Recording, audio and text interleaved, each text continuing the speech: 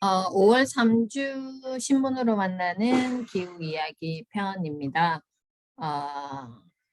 우리가 작년부터 계속 이야기했던 게 이제 식량 쇼크, 기후 위기 이거를 이제 식량 쇼크, 기후 난민이 발생한다라는 이야기를 계속 했었는데, 원래 이 뭔가 벽이 붕괴된다든지 뭔가 댐이 붕괴된다든지 이럴 때는 그냥 멀쩡하던 게 바로 붕괴가 되고 그러지는 않거든요. 이게 점점점 이 전조 현상을 보였다가 갑자기 와르르 무너지는 일이 벌어지죠.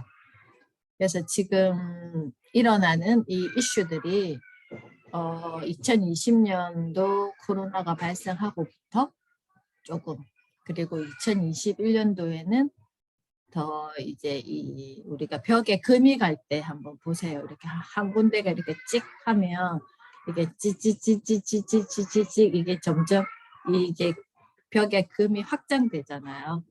그것처럼 이런 이슈가 조금씩 있었던 게 이제는 가지치기가 점점 더 확장되면서 어느 순간에 벽이 무너져 버릴지 모른다는 어떤 그런 상태인 것 같아요. 지금 우리가 지금 처한 이 상황이.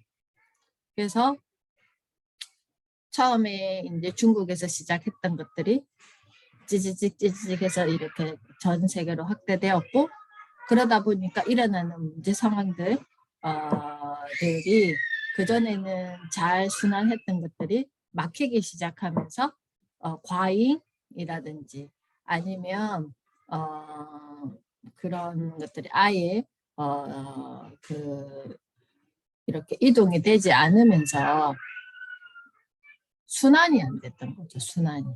순환이 안 되다 보니까 뭐 여기 보면 어떤 말이 있냐면은 뭐 폭탄 이런 말이 있죠. 폭주 이런 말들이 지금 발생하잖아요. 이게 폭탄, 폭주 이런 말들이 대란, 그 다음에 어떤 키워드가 있는지 볼게요. 폭탄, 그 다음에 폭주, 또 보면 쇼크. 우리가 갑자기 어떤 현상이 벌어졌을 때 쇼크를 받는다 그러잖아요. 자, 이런 말들이 이제는 이곳저곳에서 다 보이기 시작한다 라는 기사들이 지금 지난주 한 주 동안 계속 나왔어요. 보세요. 여기 보면 이제 하나하나씩 제가 기사를 보면서 이야기를 해드리도록 하겠습니다. 이런 것들을 밑으로 내려놓고 비슷한 기사들끼리 먼저 묶어서 말씀드릴게요. 정부 탄소 배출 할당량 차고 기업 발동동. 이 말이 무슨 말이지? 우리가 뭐 2050, 2030에는 40%, 그리고 2050에는 탄소 제로 지금 이렇게 하고 있는데 지금 2022년이니까 2030 40% 감축이 8년 남은 거죠. 8년. 보세요. 여기 보면 2022년 5월 11일에 정부 탄소 배출 할당량 차고 또 기업이 발동동 되어 있잖아요. 환경부 할당 계획 돌연 수정을 했대요. 행정 착오로 6개월 뒤 뒷북 공고를 했다고 합니다. 그래서 입찰 예정 물량이 300만 톤이 줄어서 배출권 가격 상승을 자극해서 기업 부담이 크게 늘어날 듯 했어요. 네, 솔님. 정부가 올해 탄소 배출권 유상 할당 경매량을 이달 들어 300만 톤 줄인 것으로 확인됐다. 반년 전 발표한 계획에 착오가 있었다는 이유에서이다. 부족한 탄소 배출권 물량을 사야 하는 기업들 입장에선 갑작스러운 물량 감소로 가격 상승을 자극한 꼴이라며 난감해하는 분위기다. 지난 2일 환경부는 2022년 온실가스 배출권 유상 할당 계획 수정 공고를 발표했다. 작년 12월 발표한 계획을 반년 만에 수정한 것으로 핵심은 당초 올 한 해 2,580만 톤이었던 온실가스 배출권 유상 할당 경매량을 2,280만 톤으로 줄이는 것이다. 환경부 관계자는 행정착오로 오류가 발생해 온실가스 배출권 유상 할당 경매량을 수정한 것이라고 설명했다. 그래서 당초 300만 톤 유상 할당하려는 5월과 6월 온실가스 배출권 입찰 수량은 250만 톤이 줄었다라고 했는데요. 통상 온실가스 배출권 가격은 새 연도 집계가 시작되는 7월께 1년 중 가장 낮은 수준으로 유지되다가 기업들이 본격적으로 온실가스 배출권을 사들이는 연말 연초가 되면 가격이 치솟는다라고 했는데 온실가스 배출권 유상 할당 경매 낙찰가는 지난 7월 톤당 18,100원으로 낮은 수준으로 보이다가 11월 39,900원으로 12월 31,120원으로 치솟았다. 그래서 탄소 배출량 상황이 상당한 기업 관계자는 코로나19 영향으로 지난해 온실가스 배출이 적어 4월, 6월 유상 할당 경매량이 줄어든 게 큰 영향이 없을 수 있었다면서 올해는 코로나19 영향이 감소해 생산 활동이 다시 증가될 것이라는 전망이 나오는데 유상 할당 경매량이 줄어 하반기에 가격이 더 치솟을 수 있다. 솔직히 제가 이거에 대한 관계성은 잘 이해를 못하겠어요. 그렇지만 뭔가 그 기업의 지금 탄소 배출량에 대해서 지표가 바뀜으로써 기업에는 크게 지금 갑작스럽게 바꿔야 되는 일이 생겨버린 거죠.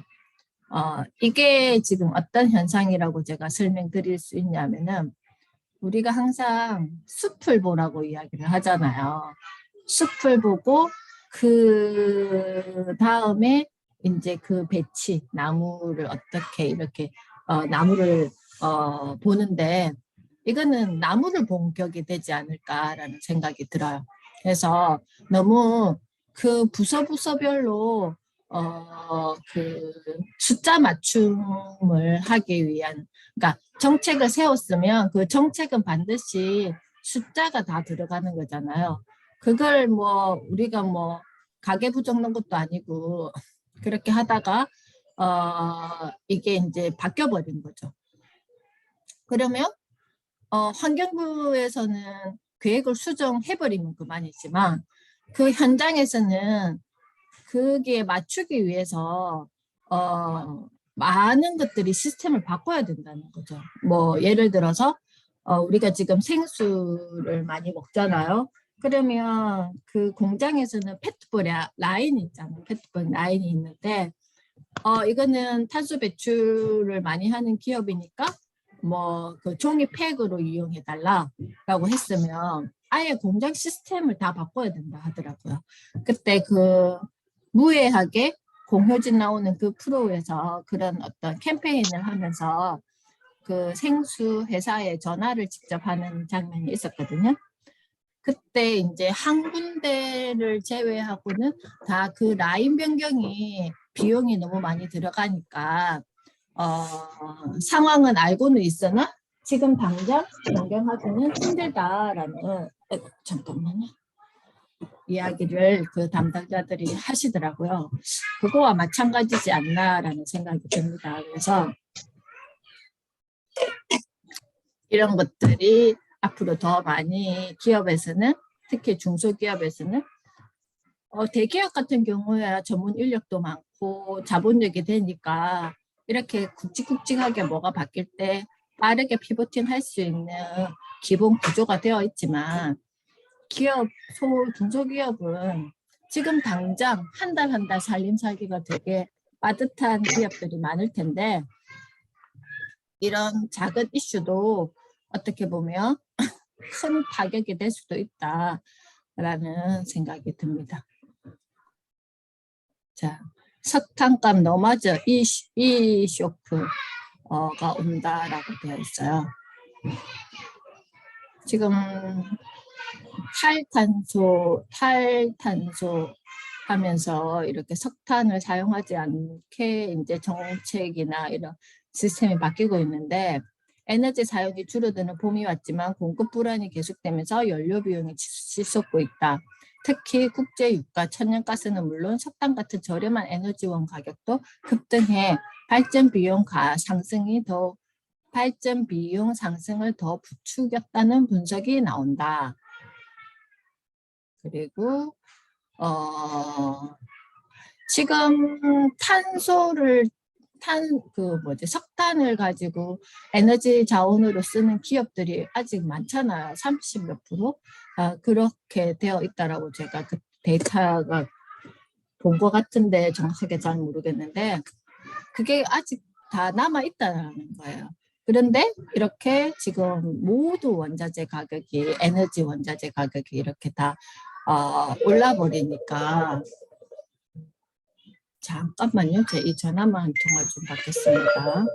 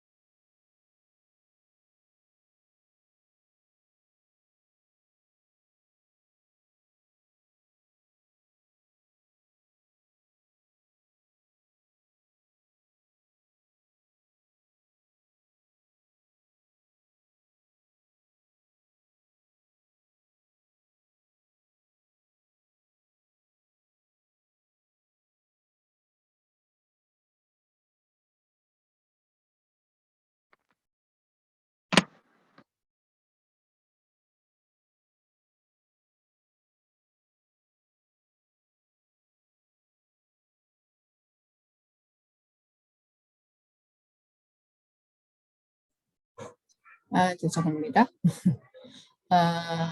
그래서 이게 지금 전체적인 에너지원이 막힘 현상이 생겼잖아요. 전쟁도 그렇고 여러 가지 또 물류도 그렇고 그리고 자국에서 자국의 에너지원을 보존하기 위해서, 저장하기 위해서 또 그 보유하고 있는 것들이 생기다 보니까 이런 비용들이 엄청나게 이제 올라가고 있다라는 건데, 그 지금 뭐 인테리어 뭐 원자재도 마찬가지고 안 오른 게 없잖아요. 지금 안 오른 게 있나요? 혹시 가격이 내려가는 게 있나요? 우리가 지금 전체 물가 중에서 이거는 저번보다 훨씬 저렴해졌어. 와, 이거는 괜찮네라고 하는 게 있나요? 제가 생각했을 때는 없는 것 같은데 어때요? 안젤리나님 있습니까? 제가 느끼기에는 응. IMF 때가 엄청 가격이 많이 올랐었거든요. 그때 네네. 이후로 이렇게 갑자기 오른 거는 이번이 아닌가 싶을 정도로 많이 오르더라고요. 그죠. 그래서 그 2020년 전 대비 2022년 현재 이 물가를 기준으로 봤을 때 안 오른 게 없는 것 같아요. 네, 그 갑자기 너무 많이 올랐어요. 안 오른 거 있네. 월급이 안 올랐네. 맞아요. 그죠. 자영업자들 그 가게 매출이 안 올랐고 정말 이거는 심각한 문제인 것 같아요. 자, 지금 우크라이나가 전쟁을 치르고 있으니까 지금 봄에 밀을 이제 농사를 시작해야 되는데 아예 시작을 못 하잖아요. 그러니까 지금 보세요. 인도에서 밀 수출을 중단해 버렸어요. 왜 그렇겠어요? 우리가 지금 올 한 해를 보고 있지 않잖아요. 보통 1년을 두고 아니면 몇 년 장기 계획을 두고 식량을 각 자국에 보존을 해야 되는데 이제 식량 안보가 국가별로 비상이 일어난 거죠. 어떤 자원보다 우리가 식량 자원이 너무 중요한 거잖아요. 이거는 우리 인간의 어떤 생존에 관련되어 있는 거니까. 그래서 우리나라에도 거의 식자재가 수입에 의존하고 있다는 거 다 아시잖아요. 그죠? 그래서 그 단가가 되게 싸고 그리고 우리나라에서 생산되지 않은 그전에는 제가 어렸을 때는 바나나가 되게 비쌌었거든요. 그래서 일주일에 한 번씩 엄마랑 같이 목욕탕 가면 단지 우유라고 그랬어요. 그때는. 바나나 우유 하나 얻어먹는 게 너무 큰 행복이었고 마치 바나나 하나를 먹을 수 있는 게 지금으로 따지면 어떤 과일과 비교할 수 있을까? 하여튼 엄청나게 비싼 과일을 대단한 날에 먹을 수 있는 게 바나나였거든요. 그랬는데 어느 순간 이 바나나 우유가 천대되면서 더 많은 먹거리가 이제 지금 되어 있잖아요. 과자 같은 것도 봐도 그때 이제 어렸을 때 그 작은 가게를 이제 전빵이라고 했던 것 같은데 전빵에 뭐 자야 20원 뭐 하여튼 그렇게 저도 어렸을 때 초등학교 때 사 먹었던 기억이 나는데 어느 날부터 이게 슈퍼마켓 대형 마켓이 생기고 하면서 대량 생산이 될 수 있는 우리나라도 이제 산업화 구조가 되었고 그러면서 이제 뭐 과일이라든지 그다음에 뭐 공산품으로 나오는 어떤 공산품이 아니라 제조해서 나오는 깡통 제품이라든지 이런 것들이 거의 다 수입하고 있잖아요. 그죠? 우리나라가. 그러면 가요? 한번 보세요. 마트 가가지고 원산지가 어딘지를 한번 보세요. 뒤에다 적혀져 있잖아요. 원산지가 어딘지. 그거 보면 거의 다 우리가 수입해가지고 의존하는 건데, 이렇게 식량 안보를 이제 철저히 할 경우에는, 정말 힘든 일이 벌어지지 않을까. 혹시 대형 마트가 이제는 구멍이 뻥뻥 뚫려 있지 않겠나라는 생각을 했어요. 구멍이 뻥뻥 뚫려 있다라는 게 뭐냐면은 매장에 이 매대에 올려놓을 식자재가 없어지는 거죠. 수입을 못 해가지고. 그런 것도 한번 상상해 봤어요. 자, 그리고 지금 미국에서는 분유 대란이 일어나서 우유은행도 인기라고 합니다. 그래서 미국에는 분유 대란이 지금 일어났는데 여기 보면 아까 제가 말했던 이 광경이에요. 매대가 뻥뻥 뚫리는 광경. 버지니아주 페어팩스 카운티 S 슈퍼마켓 아기용품을 파는 진열대 중 유독 비어있는 한 곳이 눈에 들어왔다. 아기용 기저귀, 물티슈, 의약품 등이 물건이 빌 때마다 직원들이 채워넣지만 분유를 진열했던 곳이 이빨 빠진 것처럼 진열대가 텅 비었다. 미국의 분유 공급망 이게 원인이 뭐냐면은 공급망의 혼란과 주요 분유 제조사 리콜 사태로 분유 공급이 줄어들며 아기가 있는 미국 가정의 고통이 지속되고 있다. 특히 분유업체 에보트 리콜 사태 후 저소득층에 무료로 제공하던 분유 공급이 끊기고 여론이 들끓으면서 조 바이든 대통령도 지금 바이든 행정부도 대책을 마련해 서두르고 있다라고 하면서 여기 보면 미시간주 공장에서 박테리아균이 발견된 뒤 공장 가동이 지난 2월부터 중단되면서 공급 차질이 심화했고 미국 내 일부 지역 분유 품절률이 50% 넘은 상태라고 되어 있습니다.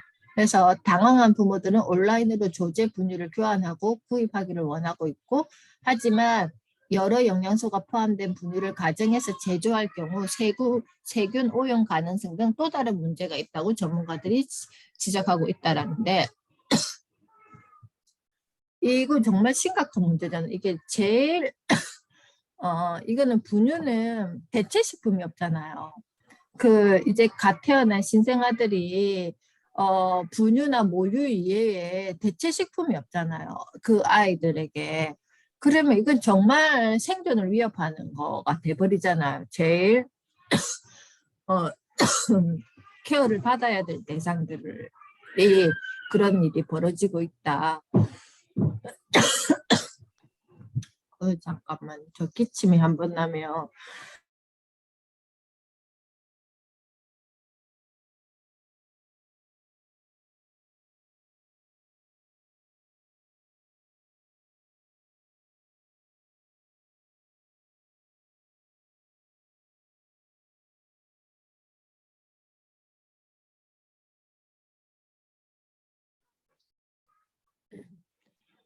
병원에 가면 오미크론 후유증이라고만 하니까 이게 기침이 아직 제가 안 멎어가지고 한번 목에서 뭔가 자극이 생기면 이 기침 나는 거 아직도 지금 계속 현재 진행형인 것 같아서 좀 힘들어요. 자, 우크라이나에 이어 인도 밀 수출도 막혀 이거 아까 위에서 이야기했던 기사와 같은 맥락이겠죠? 그리고 지금 혹시 차 운전하시는 분들 주유소 가보셨죠? 깜짝 놀랐어요. 제가 20대 때 주유소를 생각하면 경유값이 휘발유 값의 반값이었고 그때 몇백 원 했던 걸로 기억이 나거든요. 원장님 오늘 바뀌시네요. 네, 죄송합니다. 제가 일이 있어서. 아, 네. 그랬는데 지금은 경유값이 휘발유 값을 앞질러 버렸어요. 이런 거는 앞질러지 않아도 될 텐데 지금 지난 시간에도 그런 말씀을 드렸지만 경유는 생활형 차량에 많이 배치되어 있는 게 아니라 생계형 차량에 많이 배치되어 있잖아요. 그죠? 그러면 이것도 지금 휘발유 값보다 경유값이 더 이렇게 인상돼 버리면 뭐 생계에도 위협을 준다라는 건데 휘발유값 넘은 경유값의 복주 정부 유가 보조금 지원 기준을 낮춘다라고 했는데 이것도 일시적인 거잖아요. 이게 근본적인 대책 마련은 아니잖아요. 지금 불이 났으니까 물을 부어서 불을 끄는데 또 어디에 불이 날지 모르잖아요. 어디에 불이 날지 모른다는 게 기후 우리가 위기 때문에 산불이 지금 발생하는데 여기에 산불이 발생했어. 너무 가물어 가지고 나무들의 어떤 마찰로 인해서 스파크가 나면서 그리고 날이 너무 뜨거워져서 그렇게 해서 불이 났는데 그래서 겨우 불을 껐어. 꺼갔는데 옆에 산에서 안 날 거라는 보장은 없잖아요. 그죠? 항상 이런 거에 도사리고 있는데 이게 근본적인 대책이 없고 지금 당장 급한 불을 끄기 위한 이런 액션들 물론 그분들에게는 필요하겠지만 이런 거시적인 관점에서 정책은 뭘까라는 것도 한번 리서치해서 찾아볼 만하다 싶은 생각이 들었어요. 과연 지금 거기까지 생각하고 있을까라는 생각도 저는 잠시 해봤습니다. 중소협력업체 42% 원자재 값이 올랐는데 납품 단가가 반영이 안 돼. 그러면 도산하는 기업들이 많이 생기겠죠. 그죠? 보통 중소기업들이 뭐 어음이나 아니면 그 금융권의 대출을 통해서 이런 원자재를 구입하고 그리고 나중에 이제 그게 다 마무리되면 그 원자재를 값을 입금하고 그게 계속 이제 그 순환되는데 이게 그 제가 아는 지인이 건어물 그 뭐지 대량 건어물을 대량 구입해가지고 소상공인이나 도매 같은 데 이렇게 판매하는 그런 냉동 공장을 하시는 분이 계셨는데 여기가 순환이 안 되는 게 아니래요. 순환이 안 되는 건 아닌데 뭐가 문제냐면은 그 가져간 업체들이 대금을 지불을 안 한다는 게 문제죠. 그래서 그게 몇 억이 쌓여버린대요. 이게. 그러니까 돈을 받지 못하는 업체들이 많은데 그런 데는 또 대량으로 거래를 하니까 돈을 안 준다고 해서 물건을 안 보낼 수도 없대요. 그런 악순환이 반복되다가 이게 너무 크게 한 방 터지고 그 뭐 어음이나 대출을 원금 상환을 해야 될 시기에 갚지 못하면 도산이 되는 거. 그러니까 폐업만 되겠어요. 그냥 그 지금까지 그 공장 하나의 기업을 키우기 위해서 쏟았던 것들이 다 무너지는 일이 벌어지잖아요. 그죠? 그래서 이게 지금 되게 위험하다라는 생각이 듭니다. 안 그래도 지금 여러 가지 막혀 있는 곳이 많아가지고 힘든데 이런 것까지 원자재 값이 지금 안 오른 게 없는데 원자재 값은 오죽하겠어요. 그죠? 어떤 작은 원자재도 마찬가지고 그래서 이제는 저희도 이제 그 남편이 뭐 나무로 작업하는 걸 좋아하는 사람이라서 나무를 사가지고 뭐 만들고 인테리어도 하고 이런 일을 많이 했는데 나무를 살 수가 없대요. 너무 비싸가지고. 그리고 뭐 2,000원 하던 실리콘이 뭐 지금 6,000원이다 그러고 막 뭐가 집을 고치고 싶어도 원자재가 너무 비싸니까 구입할 수가 없다. 그래서 저희 한쪽에 그 방부목 폐기할 거라고 모아놓은 게 있었거든요. 그걸 버리지 않아야 되겠다라고 이야기를 하면서 요새 유튜브에 뭘 찾아보냐면은 이걸 가지고 다시 그 업사이클링 하는 걸 계속 보고 있더라고요, 영상을. 그것도 저한테도 보여주던데 그래서 그 요즘에는 이제 저희 인근의 그 환경사업소, 그러니까 이 예전에는 몇 년 전에는 여기에서 나오는 폐기물들을 트럭에 실어가지고 그게 직접 갖다 주면 트럭의 어떤 부피만큼만 돈을 계산했는데 어느 순간부터는 이제 폐기물 포대만 버리고 그렇게는 받지 않는데 유일하게 받는 게 나무 목재라고 하더라고요. 그래서 이제 그걸 한번 버릴 거라고 챙겨놨는데 안 버리기로 했어요. 그걸 다시 재활용해야 되겠다라고 지금 해서 그대로 보관을 해놓고 있습니다. 그래서 이게 우리가 이제는 집 안에서도 작은 것이라도 버리기 전에 이걸 다시 재사용하면 어떻게 쓸 수 있을까를 그런 스터디가 그런 배움의 어떤 이런 공간들이 많이 생길 것 같아요. 그리고 또 배워서 그렇게 해야 될 것 같고. 제가 얼마 전에 그 프랑스인지 어디 나라인지 모르겠는데 한 여자분이 그 폐가를 사가지고 혼자서 그 집을 다 정말 예쁜 프로방스한 어떤 정원이 있는 집으로 바꾸는 그 영상이 있었어요. 그게 근데 거기에서 사용되는 어떤 재료들이 다 뭐 100%는 아니지만 기준에 있는 거를 다시 뭐 색칠하고 자르고 이렇게 해가지고 정말 멋진 작품처럼 만드는 거를 보면서 아 저런 게 정말 필요하겠구나. 그리고 거기에는 밥을 먹고 난방을 하고 하는 게 가스나 다른 에너지원이 아니라 다 자연에서 온 그 나무 있잖아요.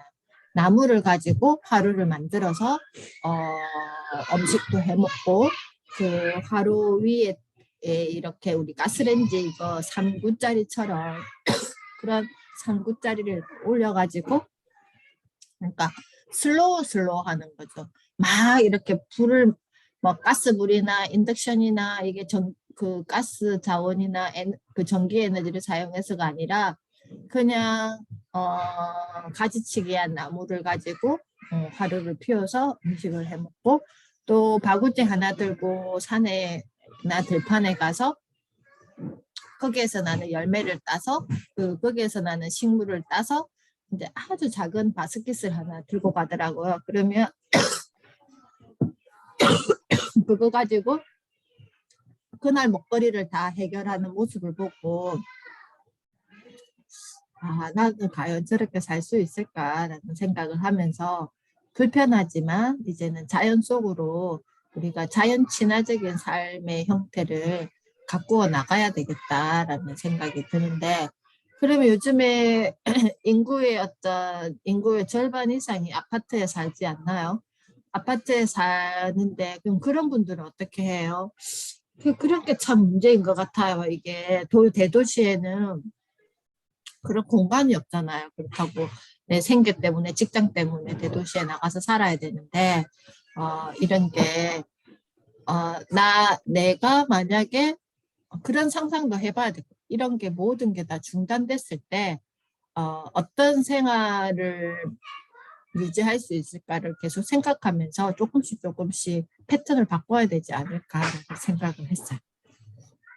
그리고 야외 활동의 계절, 침묵의 살인자, 오존이 당신을 위협합니다. 라고 했습니다. 우리가 예전에 코로나 전에는 미세먼지 때문에 마스크를 썼고 오존 이런 거 되게 민감했는데 어느 순간부터 이 수치에 별로 안 민감해진 것 같아요. 모르겠어요. 저만 그런가요? 때마침 실외 마스크 의무도 해제됐으니 쏟아지는 햇볕을 마음껏 즐기고 싶습니다. 하지만 아십니까? 이럴 때 바로 침묵의 살인자라고 불리는 오존이 내리쬐고 있다는 것. 미세먼지는 눈에 보이는 위협이고 마스크를 쓰면 그래도 어느 정도 흘러낼 수 있습니다. 하지만 가스 형태로 존재하는 오존은 눈에 보이지 않을 뿐더러 마스크를 쓴다 해도 소용이 없습니다. 그럼에도 일단 노출됐다 하면 우리 신체, 특히 폐에 직접적인 영향을 끼치고 급성 폐 부종 등 치명상을 남길 수 있대요. 야외 활동이 늘어나면서 여름철 오존 피해를 어떻게 하면 줄일 수 있을까라고 이렇게 기사가 났습니다. 오존은 지구가 만들어진 초기에는 없었대요. 녹색 식물이 생기고 식물들이 산소를 뿜어내면서 비로소 만들어졌는데 대기 중에 퍼진 산소가 태양 에너지의 영향으로 분자에서 원자로 분해됐다가 결합하는 과정을 거쳐 탄생한 겁니다. 라고 하면서 오존은 참 고마운 녀석입니다. 대기 중 오존의 90%는 10에서 50km 사이 승천권에 존재하는데 자외선은 99% 정도 흡수합니다. 라고 하면서 승천권이 있는 오존이 이를 막아주는 겁니다. 라고 했는데 오존 농도 상승에 따른 초과 사망, 초미세먼지보다 많아 문제는 기후위기로 오존층은 계속 줄어들고 대기 중 오존 농도는 짙어지고 있다는 게 문제라고 해요. 그래서 오존으로 인한 피해도 가시화되고 있는데 우리에게 익숙한 초미세먼지와 비교해 뒤치지 않는다고 합니다. 단기 노출에 의한 초과 사망은 2015년 4,988명에서 2019년 2,135명으로 절반 이상 줄었는데 미세먼지에 의한 거. 반면 대기 중 오존 농도 상승에 따른 초과 사망은 같은 기간에 2,267명에서